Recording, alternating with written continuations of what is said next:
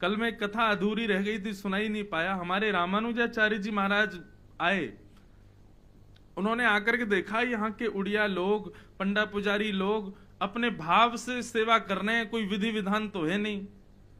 तो रामानुजाचार्य जी ने सारे पंडा पुजारियों को बाहर कर दिया, अपने शिष्यों को भीतर ले आए, बोले कि अब विधि विधान से पूजा होगी जगन्नाथ जी की। पंडा पुजारी सब रोने लगे, बोले हमने क्या अपराध किया? बोले आप लोग शुद्धता पवित्रता आदि का ध्यान रखते तो हो, लेकिन उतना नहीं रखते जितना रखना चाहिए। ये जगन्नाथ जी हैं, साक्षात भगवान हैं। जितनी बार इनका स्पर्श करो, हाथ धो, उतनी बार स्नान करो, किसी का स्पर्श मत करो, अस्पर्श रहो, अप्रस्म रहो, वैदिक नियमों से पूजा भोग लगाओ, आदि आदि सब नियम बनाने लगे। सब नियमों को सुनकर के पंडा पुजारी बोले हमसे तो हो नहीं पाएगा। तो रामानुजाचार्य जी बोले आप लोग बाहर रहो, हम करते हैं सेवा। अब रामानुजाचार्य जी के हजारों शिष्य लगे सेवा में, भोग बना रहे हैं। अब तो बिल्कुल वैदिक रीति से ठाकुर जी इतने बजे जगेंगे, इतने बजे सोएंगे, इतने बजे प्रसाद पाएंगे, इतने बजे आरती होगी, सब क्रम से होने लगा। अभी कोई क्रम नहीं है। अभी आप पूछो जगन्नाथ जी रात में कितने बजे सोते हैं? 11-12 बजे, कभी 1 भी बज जाता है। ठाकुर जी की इच्छा, जब मन करे तब सो जाते हैं। उठते कितने बजे कोई समय निर्धारित नहीं, प्रसाद कितने बजे पाते हैं कोई समय निर्धारित नहीं, सब आनंद मंगल चलता है जगन्नाथ जी का।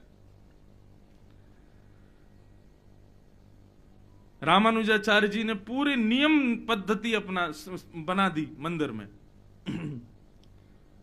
अब नियम पद्धति तो बन गई, लेकिन पंडा पुजारी बाहर रो में, हे प्राणनाथ, हे जगन्नाथ, हे नीलाद्रीनाथ, हम कहां जाएं, हम तो आपके बगैर रह ही नहीं पा रहे।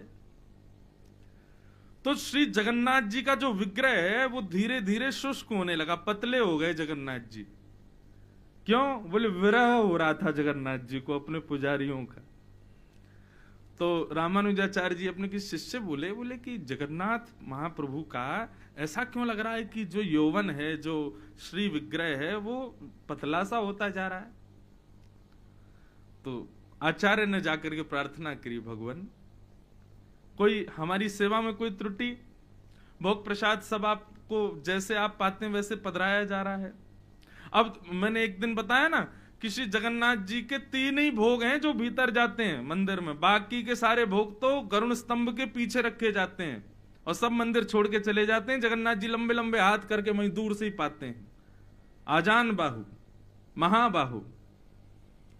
अब यहां तो सब पद्धति ऐसी बन गई महाराज, बिल्कुल थालियों में, सोने की थालियों में प्रसाद आदि लग रहे हैं। जगन्नाथ जी कुछ नहीं बोले। आचार्य रामानुजाचार्य जी बोले भगवान क्या पीड़ा है मुझे बताइए ना। बोले हमको हमारे उड़िया सब पंडा पुजारियों की याद आ रही है। रामानुजाचार्य जी बोले हम इतने विधि विधान नियमों से आपकी सेवा कर रहे हैं, और वही विधि विधान है जो सब आपने वर्णित किए हैं, ब्रह्मा जी ने वर्णित किए हैं शास्त्रों में, हम उस पद्धति से आपकी सेवा कर रहे हैं। आपको रुचिकर नहीं लग रहा? जैसी वैकुंठ में सेवा होती है वैसी सेवा कर रहे हैं आपको इसमें दिक्कत हो रही है? ठाकुर जी बोले वैकुंठ की सेवा स्वीकार करने के लिए हम बैठे ना वैकुंठ में, हम जगन्नाथपुरी में तो यहाँ के प्रेमी भक्तों की सेवा स्वीकार करने आए हैं। रामानुजाचार्य जी कुछ भी कहना, पर ये हमारे उड़िया पंडा पुजारी जब ये मटक मटक करके हरि बोल करके नाचते हैं ना मेरे आगे, मुझे बड़ा सुख लगता है। ये लोग जब रथ यात्रा जब होती है ना, तो कई बार जगन्नाथ जी का रथ अपने आप रुक जाता है, तो सब पंडा पुजारी समझ जाते हैं ठाकुर जो भूख लगी आई, तो भोग लगाएंगे रसगुल्ला का, आदि आदि भोग आदि नैवेद्य करेंगे, आरती करेंगे, उसके बाद रथ चलता है। कई बार तब भी नहीं चल पाता, तो फिर प्रावधान है, एक पुजारी जी ऊपर जाएंगे और जाके हमारे ब्रज के भाव से गारी सुनाएंगे फिर जगन्नाथ जी को। बोले खाए खाए हो गए हो बिल्कुल गणेश, चल नहीं रहे हो, इतने लाखों लोग खींच रहे हैं, अब गाली क्या देते हैं वो तो मुझे नहीं पता, उड़िया भाषा में कुछ देते होंगे, हमारे यहाँ तो सीधे दारी के मानना है रो। अच्छा, कल मेरे आगे पीछे कुछ उड़िया भक्त थे, और एक हमारे सौम्या भाई और इनके भी कुछ परिकर के अभी जी, सारे हमारे ब्राह्मण देवता सब संग में थे। तो जैसी जगन्नाथ जी दिखे तो मेरे मुख से सहज निकल, मैंने वारे लाला आनंद आगो, तो सब मेरी ओर देख रहे, बोले कि ये जगन्नाथ जी, मैंने हमारो लाला है, देखो क्या श्रृंगार करके बैठो, मोटो ताजो है गो खा खा के, अन्याओ खड़ो बिल्कुल। तो लाला लाला शब्द उच्चारित जब मैंने किया तो एक वो पंडित जी थे साथ में, उनकी आंख सजल हो गई। बोले आप लाला बुला रहे हो उनको? मैंने तो लाला है हमारो, लाला ही है, लाला नहीं बुलाएंगे तो कहां बुलाएंगे। तो कितने प्रेमी जगन्नाथ जी बोले वो मटक मटक के मेरे आगे नाचते हैं, हरि बोल हरि बोल, हरि हरि बोलो, हरि हरि बोलो चिल्लाते हैं, मुझे बहुत सुख मिलता है। रामानुजाचार्य जी आपकी जो पद्धति है ना सेवा की वो मुझे स्वीकार है, लेकिन वो दक्षिण भारत में जाओ ना, वहां पे इतने मंदिर, वहां करो, यहां मत करो। यहां तो मुझे इनकी सहज सरल सी मीठी सी सेवा यही मुझे प्रिय लगती है। लेकिन रामानुजाचार्य जी नहीं माने, बोले कि आचार्य के पास में इतना योग्य बल होता है कि वो भगवान को भी डांट सकते। रामानुजाचार्य जी बोले चुपचाप खड़े रहिए, जैसे हम सेवा कर रहे हैं स्वीकार कीजिए, और हो रहा है विरह तो 2-4 दिन होने दीजिए, फिर उसके बाद ठीक हो जाओगे आप, जब हमारी सेवा अच्छी लगने लगेगी। अब नए नए लोग हैं इसलिए आपको अच्छा नहीं लग रहा, लेकिन अब सेवा ऐसे ही होगी जैसे हम करेंगे। बेचारे जगन्नाथ भगवान खड़े हो गए, कोई बात नहीं, क्या करें, अब तो महाराज भोजन पानी तो छोड़ ही रखा था ठाकुर जी ने, अब रात में नींद भी नहीं आती। नींद क्यों नहीं आ रही? बाहर द्वार पर जो यहाँ के सब पंडा पुजारी वो रो रहे हैं, वो बाहर के स्तंभ से लिपट लिपट करके जगन्नाथ जी को याद कर रहे हैं, पतित पावन भगवान को देख करके अश्रुधार बहा रहे हैं। जगन्नाथ जी को रात भर नींद नहीं आई। बगल में सुदर्शन जी बैठे थे। सुदर्शन जी बोले भगवान क्या हो गया, आप सो नहीं रहे, बार बार कभी इधर करवट उधर करवट। बोले मुझे बहुत याद आ रही है, मेरे वैष्णवों की याद आ रही है। मैं आचार्य रामानुजाचार्य जी से बहुत स्नेह करता हूं, मेरे वो बहुत प्रिय हैं, लेकिन यहां पे मुझे पद्धति वाली सेवा नहीं चाहिए, मुझे उनके भाव की सेवा चाहिए। और क्या करें, वो मान ही नहीं रहे। इतने में गरुण जी आए, बोले आज्ञा करें भगवान। बोले काम करो, रामानुजाचार्य जी और उनके सब भक्त सो रहे हैं। बोले हाँ, तुम सोते हुए ऐसे उनको उठा के अपने पंखों पे विराजमान करो कि उनको पता नहीं चले, और उड़ा के उनको दक्षिण भारत ही छोड़े आओ। तो सोते हुए रामानुजाचार्य जी और सब वैष्णवों को श्री गरुड़ जी महाराज सोते हुए अपने कंधे पर धीरे धीरे लेटा दिया, किसी को पता ही नहीं चला। और गरुड़ जी उड़े सीधे रंगनाथ श्रीरंगम के लिए, और श्रीरंगम में जाकर के धीरे से उतरे और वहां जाके सब वैष्णवों को सुला दिया। गरुड़ जी आ गए, वापस आके द्वार खोल दिए, सारे पंडा पुजारी पर भीतर लगे, महाराज हरि हरि बोलो हरि हरि बोलो, लेके महाराज दाल भात लेके पहुंच गए भीतर। अब यहां रामानुजाचार्य जी सुबह ब्रह्म मुहूर्त में उठे, और जैसे ही नेत्र खोले सबने देखे यहां तो द्वार बदल गए, छत बदल गई, सब बदल गए। बोले कहां हैं भैया, कहां आ गए हम लोग, ये जगन्नाथपुरी तो नहीं है। तब सबने बाहर निकल के देखा तो वो तो श्रीरंगम था, दक्षिण भारत। तुरंत जाकर के रामानुजाचार्य जी से सबने कहा, बोले भैया हम लोग वापस श्रीरंगम ही आ गए। तो श्री रामानुजाचार्य जी इतने भाव विह्वल हो गए, बोले जय हो नाथ, कृपा नाथ, जय जगन्नाथ, आपकी लीला आप ही जानो। हम कितने भाव कितनी पद्धति से सेवा का विचार करके मन में भाव रखे थे, लेकिन आपका हृदय उन भाव युक्त भक्तों की सेवा का ही है। फिर रामानुजाचार्य जी ने वहीं से प्रणाम किया, जय हो जगन्नाथ, जैसी सेवा आपको, जो सो ही सुहागन प्रिय जाही रीझ है, जिससे ठाकुर जी रीझ हैं वो सुहागन है। तो यहाँ के जितने हमारे उड़िया भक्त हैं, यहाँ के पंडा पुजारी, ये सब सहचरियां सखियां हैं ठाकुर जी के, बड़े बड़े सौभाग्यशाली हैं। क्यों? क्योंकि इनके लिए श्री जगन्नाथ जी ने आचार्यों तक को ठुकरा दिया। बोले नहीं, मुझे इनकी सेवा ही चाहिए। कैसे भाव! तो कृपालुओं में भी अग्रगण्य हैं श्री जगन्नाथ। हमारे वृंदावन बिहारी लाल कृपालु, द्वारिकाधीश कृपालु, सब कृपालु हैं, लेकिन कृपालुओं की खान बोलो, कृपालुओं का सरोवर बोलो, कृपालुओं का सिंधु बोलो तो श्री जगन्नाथ। ऐसे महाप्रभु जो अपने विशाल नेत्रों से मानो सबको देखते हैं, सबके हृदय में झांकते हैं, कोई अपराध कोई दोष हो तो उसको क्षमा कर देते हैं। एक बार एक भक्त आया, उसके यहां रिश्तेदार रहते थे, दक्षिण भारत से आया था। तो उसने आकर के पूछा, बोले कि ये जगन्नाथपुरी में कौन से ठाकुर जी हैं? बोले जगन्नाथपुरी में साक्षात श्याम सुंदर विराजमान हैं, उनकी बहन सुभद्रा और उनके भैया बलभद्र जी विराजमान, श्री राधा प्रेम विगलित ठाकुर जी। आपको पता जगन्नाथ जी जो हैं ये प्रेम विगलित हैं। अच्छा, कल एक नई बात पता चली, और नई बात क्या है आप सबको भी अनुभव हो। श्री जगन्नाथ जी का जो मुखमंडल है ना वो श्याम वर्ण का है, और नीचे जहां वस्त्र पहन करके रखते हैं वो गौर वर्ण है। तो मतलब नीचे जो गौर वर्ण है वो श्री किशोरी जी हैं, और ऊपर जो है वो श्याम सुंदर है। नीचे और भुजाएं सब गौर वर्ण है, केवल मुखमंडल श्याम वर्ण का है। तो श्री राधा कृष्ण सम्मिलित स्वरूप है श्री जगन्नाथ जी का। किशोरी जी तो हमारी छुपी रहती हैं, वृंदावन में भी छुपी रहती हैं, वृंदावन में भी सदैव अपने मुखमंडल को छुपा के रखती हैं। ऐसे श्री जगन्नाथ जी में भी ऊपर का मुख भाव जो है वो श्री जगन्नाथ श्याम सुंदर, और जो बाकी का अंग है भुजाएं भी श्वेत हैं श्री जगन्नाथ जी की, ये सब श्री किशोरी जी हैं। कई भाव आते हैं मन में कि किशोरी जी का दर्शन क्यों नहीं होता, ठाकुर जी क्यों दिखते हैं? ठाकुर जी दिखते हैं क्योंकि हमारी सामर्थ्य इतनी है कि हम उनको देख सकते हैं। किशोरी जी को देखने की हमारी सामर्थ्य नहीं। किशोरी जी कहां है? बोले वो तो श्याम सुंदर जो हमको दिख रहे हैं उनके चित्त में विराजमान है, उनके भीतर बैठी हैं। हम भक्त बने तो ये योग्यता मिली कि मंदिर के द्वार खुले, हम प्रेमी बन जाएं तो उस दिन ये योग्यता प्राप्त होगी कि ठाकुर जी अपना हृदय खोल दें, और उस दिन किशोरी जी दिखेंगी, क्योंकि उनके चित्त में बैठी है ना, उनके भीतर विराजमान है। मतलब जगन्नाथ जी के दो भाव, एक तो वो कृपालु भी हैं और दूसरे अपने पतित भक्त को पतित होने भी नहीं दे रहे हैं। कहीं उसके हृदय में कोई भाव की सूक्ष्मता है तो उस सूक्ष्मता को दृढ़ भी कर रहे हैं।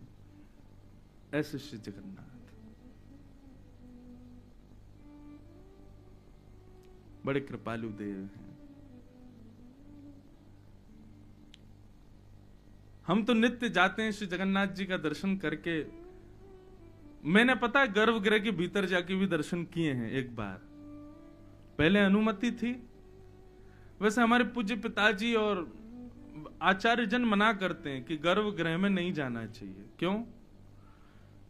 श्री जगन्नाथ जी का जो गर्भगृह है ना, उस पूरे गर्भगृह में शालिग्राम शिलाएं हैं, और शालिग्राम जी पर हमारा चरण पड़े।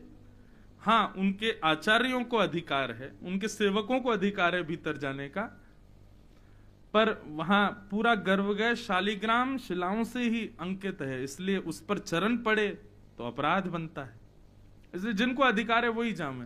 बाकी लेकिन मैं एक बार गया हूं, जगन्नाथ जी को बिल्कुल समीप से ऐसे देखा, विशाल जगन्नाथ जी सामने, और दिन भी मुझे याद है 1 जनवरी। वर्ष कौन सा था ये याद नहीं, छोटा था मैं, पिताजी की कथा हुई थी तब मैं आया था। तब 1 जनवरी को रात्रि 12:30-1 बजे मैंने दर्शन किए थे भीतर जाके बिल्कुल। और उससे पूर्व तो ऐसे भी बताते हैं श्री जगन्नाथ जी को जैसे ही पता चलता था पुजारियों को कि ब्रज से कोई आया है, तो उसको भैया कलशों से स्नान कराते, माला वाला पहना के सीधे जगन्नाथ जी के गले लगवाते उसको जाके, क्योंकि उसी के लिए भुजा उठा करके खड़े हैं जगन्नाथ जी कि मेरे ब्रज से कोई आके मुझे हृदय लगावे। तो अभी तो हम एक काम करते हैं, दूर से ही जगन्नाथ जी को ऐसे निहारते हैं, भुजा उठा के बुनियों ही भर लेते हैं, जय हो। वैसे तो आएंगे नहीं, इतने मोटे हो गए यहाँ भोजन भात पाके, गले में क्या लगे ही नहीं पाएंगे। लेकिन बड़े अद्भुत देव हैं भैया जगन्नाथ जी। इनके सन्मुख जाकर के बस कुछ मांगो नहीं, उन्हीं को मांग लो, बस आप मिल जाओ, आप हमें स्वीकार कर लो नाथ, और कुछ नहीं चाहिए। ऐसे श्री जगन्नाथ जी। बंधुओं, आज शाम को सब लोगों के लिए महाप्रसाद की व्यवस्था श्री जीयर स्वामी मठ में व्यासपीठ के द्वारा की गई है। आप सब लोग शाम 8 बजे तक यहां बाहर से आप सब लोगों को ऑटो मिल जाएंगे, रिक्शा मिल जाएंगे। जीयर स्वामी मठ इसको याद रखिए, सब लोग वहां 8 बजे तक उपस्थित हो जाइएगा। महाप्रसाद का आज सुंदर व्यासपीठ की तरफ से आपको पवाने का भाव है, सब लोग पाइएगा। महाप्रसाद की कुछ महिमा है, उसको थोड़ी देर में हम कथा के विश्राम में या कहीं मध्य में बताएंगे। कुछ नियम है महाप्रसाद के, उनका पालन आप लोग करिएगा। और जो लोग छोटे बालक हैं, वयोवृद्ध हैं, नीचे नहीं बैठ सकते, वो ही केवल कुर्सी पर बैठें। बाकी महाप्रसाद साक्षात श्री कृष्ण ही हैं, महाप्रसाद साक्षात महाप्रभु हैं, उनके लिए बहुत नियम से उनका सेवन कीजिएगा। अन्न पा रहे हो, दाल पा रहे हो, चावल पा रहे हो, इस बात से नहीं, साक्षात श्री जगन्नाथ जी ही हमारे मुखमंडल से भीतर प्रवेश कर रहे हैं, इस भाव से उसको स्वीकार कीजिएगा। सब लोग सादर आमंत्रित हैं। आओ थोड़ी देर कथा में हम लोग प्रवेश करें, फिर बीच बीच में श्री जगन्नाथ जी के मधुर भाव सुनते रहेंगे। सुखदेव जी को श्री वेदव्यास जी महाराज ने भागवत का अध्ययन कराया,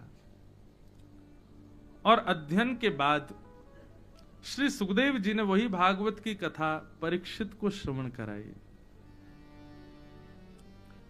सबने पूछा, महाराज जी परीक्षित कौन है, इनके बारे में थोड़ा बताओ।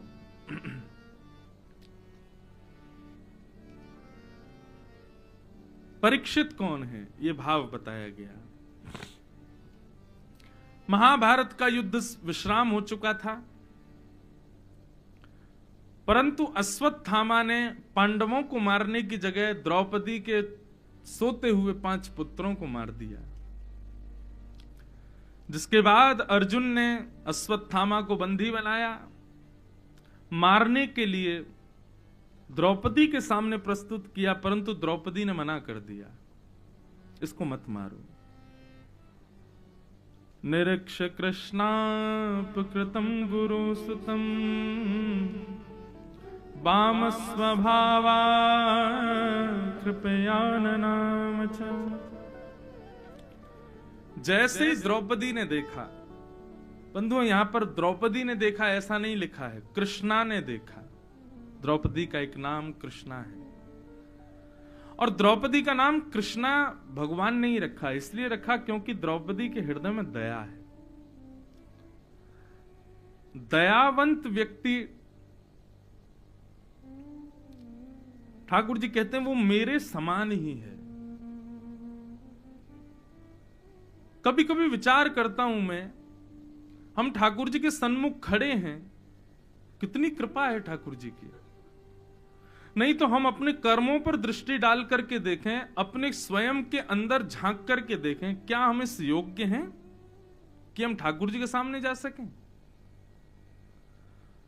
हम लोग कितने निष्ठुर हैं, कितना पत्थर हृदय है हम लोगों का। जरा सा कोई व्यक्ति हमारी अनुचित क्रिया कर दे तो हम उसको देखना तक मंजूर नहीं करते, अपने सामने बैठना तक मंजूर नहीं करते।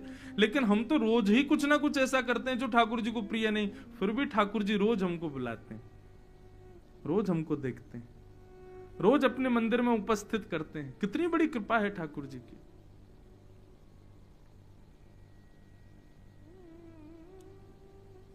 मंदिर मुझे लगता है भगवत दर्शन के लिए मंदिर नहीं है, भगवान बैठे हैं भक्त दर्शन के लिए, अपने वैष्णवों को देखने के लिए। कौन है, कैसा है। और ये नाथ शब्द है ना, जो जगन्नाथ, बद्रीनाथ, द्वारिकानाथ, रंगनाथ, श्रीनाथ, ये नाथ शब्द इसीलिए उन्होंने अपने आगे रखा है।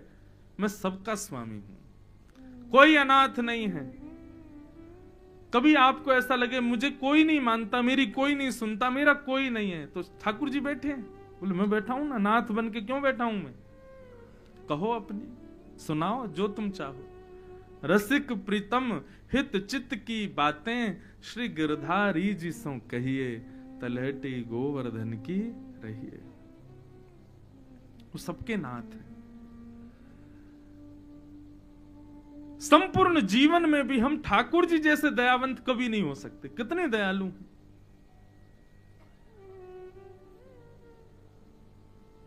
उनकी दया अद्भुत है।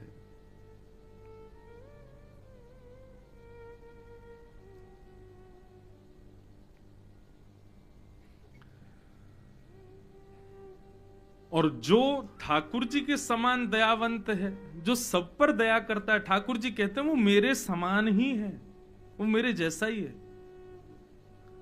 इसलिए द्रौपदी का नाम कृष्णा, क्योंकि भगवान का एक गुण दया उसके अंदर है। द्रौपदी ने अर्जुन से कहा कि इसको मत मारो, गुरुपुत्र है, ब्राह्मण है, इसकी मां विधवा पहले ही हो चुकी है अर्जुन, अब इसको भी मार दोगे, कैसे जिएगी वो? मुझे अश्वत्थामा का ज्यादा कष्ट नहीं, लेकिन इसकी मां की मुझे बड़ी पीड़ा है। मेरे 5 पुत्र मर गए तो क्या हुआ, 5 पति तो जीवित हैं, इसको मत मारो। और ऐसा कह करके क्षमा कर दिया। सूत जी महाराज कहते हैं द्रौपदी की निर्णय में 5 बातें प्रधान हैं। हर व्यक्ति को निर्णय लेने से पहले 5 बातों का ध्यान रखना चाहिए। कोई भी निर्णय लीजिए, द्रौपदी से इन 5 बातों को सीखिए। बहुत ध्यान से सुनिए, सावधानी से सुनिए सब लोग। धर्मम न्यायम सकरुणम निर्विलीकम समम महत्। द्रौपदी ने जो निर्णय लिया है वो धर्म के आधार पर लिया, धर्म है उसकी बातों में। निर्णय लेने से पहले विचार कीजिए कि आप धर्म का आश्रय ले रहे हैं कि नहीं, कहीं वो विधर्म तो नहीं हो जाएगा। धर्म। दूसरी बात, किसी भी निर्णय को लेने से पहले लीजिए न्याय। जो आप निर्णय ले रहे हैं उस निर्णय से आपको, परिवार को, समाज को, राष्ट्र को न्याय तो मिलेगा ना। ऐसा तो नहीं किसी के साथ अन्याय हो जाए। तो न्याय, धर्मम न्यायम सकरुणम, करुणा मतलब दया। उसमें दया भी छुपी होनी चाहिए। ठीक है, आपको बहुत पावर मिली हुई है, आप कुछ भी निर्णय ले सकते हो, लेकिन फिर भी दयावंत रहिए। दया। राम जी के रूप में आपको ये 5 चीजें मिलेंगी। श्री राघव रसामृत चर्चामृत जब आप सुनोगे तो श्री राम जी धर्म का भी आश्रय लेते हैं, श्री राम जी न्याय भी करते हैं, श्री राम जी करुणावंत भी हैं, दयावंत हैं। और चौथी बात, निर्विलीकम समम, निष्कपटता। ऐसा कोई भाव ना हो जिसमें कपट का दर्शन हो। अपने लिए सुख ज्यादा, दूसरे का दुख हो जाए, कोई बात नहीं, ऐसा नहीं, निष्कपट। और अंतिम बात, महत, समता, समत्व होना चाहिए। ये 5 बातों का ध्यान धरते हुए द्रौपदी ने कहा कि इसको मत मारो, इसको छोड़ दीजिए। तब अर्जुन ने भगवान की ओर देखा, तब भगवान ने कहा ब्रह्म बंधुर न हंतव्य आतताई बधारण। ब्राह्मण कैसा भी क्यों ना हो अर्जुन, उसको मारना नहीं चाहिए। और बालकों का हत्यारा कोई भी क्यों ना हो, उसको छोड़ना नहीं चाहिए। अर्जुन समझ गए मुझे क्या करना है। ब्राह्मण है इसलिए इसको मारना नहीं है, बालकों का हत्यारा इसलिए इसको छोड़ना नहीं है। तो मृत्यु दंड से भी बड़ा दंड होता है भरे समाज में अपमान, अपयश। अपमान बहुत बड़ा दंड है। अपमान जिस व्यक्ति का होता है वो व्यक्ति सोचता है इससे अच्छा तो मैं मर जाता, ये अपमान क्यों हुआ। अर्जुन ने वही किया भरी समाज में।